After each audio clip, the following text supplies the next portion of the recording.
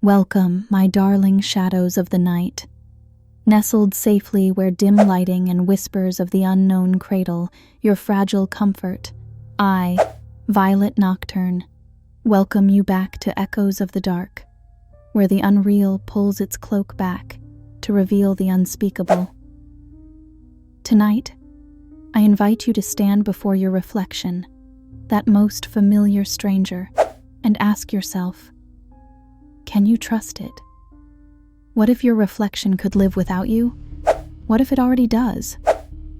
Deep within a dilapidated high-rise apartment dwells a photographer named Silas, a man obsessed with capturing beauty in its purest, unfiltered form.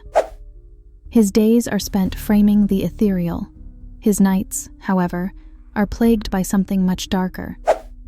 Last Tuesday, or was it 30 years ago, Silas stood staring into the antique mirror in his studio.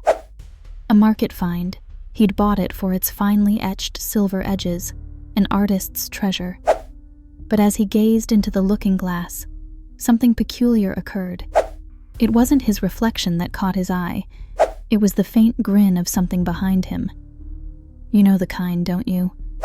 That fleeting shadow darted along the edge of your bathroom mirror when you were brushing your teeth late at night, the one your brain rationalizes as a trick of the light. But Silas could swear it was purposeful.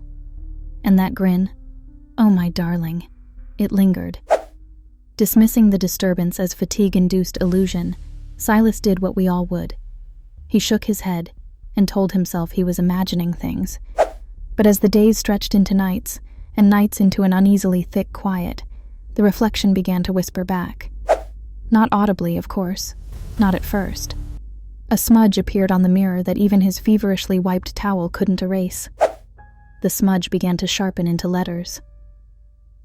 "Replace me," they read. Can you picture it, darling listener? Tall crimson letters smearing themselves across your reflection? Silas leaned in closer, his breath fogging the glass. That's when he realized. The writing wasn't backwards, as it should have been in a reflection. It was facing him, perfectly legible. Silas, ever the curious fool, asked aloud, "Replace you with what?" Oh, darlings, do you really wish to know? Because the reflection replied. It mimicked his voice, but it was subtly off, just a beat too slow, dragging vowels like claws over a polished surface.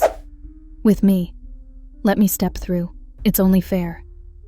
Fair? What can reflections know of fairness? What grievances do they hold, tucked away in glass prisons? Silas, of course, couldn't believe what he was experiencing. He recorded the mirror, desperate to confirm his sanity, but each playback revealed nothing except a pale and confused man staring at himself. Then the knock started. At exactly 3:03 a.m., every night, 4 muted raps against the glass. Not one more, not one less. Have you ever heard knocking on your mirror, my dear? Surely not. But if you do... By the 7th night, the pace of Silas's descent quickened. His reflections ceased matching his movements altogether, mirroring only its own intentions. Intentions which became abundantly clear. Silas recoiled at the sight of his own twin, reaching through the pane as though it were water. Hands clawed outwards, thin and sharp as broken porcelain. He didn't flee. Oh no. Something held him there. Was it curiosity?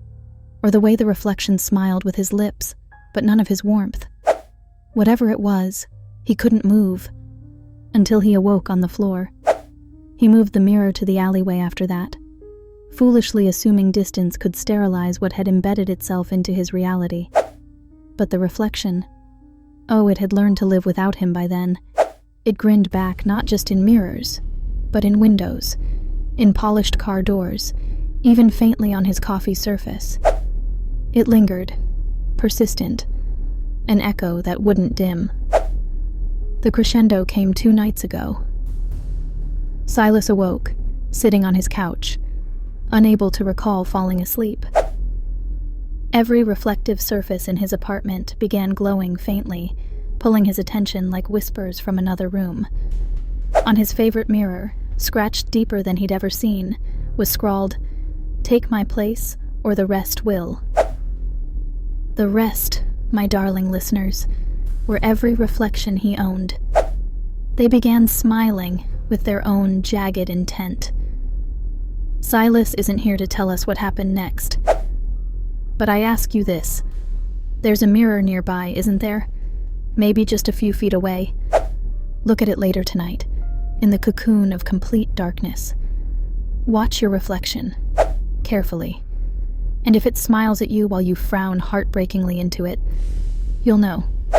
Be wary, my shadowed confidants, of the things that gape back at you from silvered depths.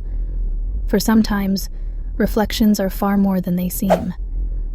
Until next time, I am Violet Nocturne, ever waiting to show you the dark truths you refuse to see.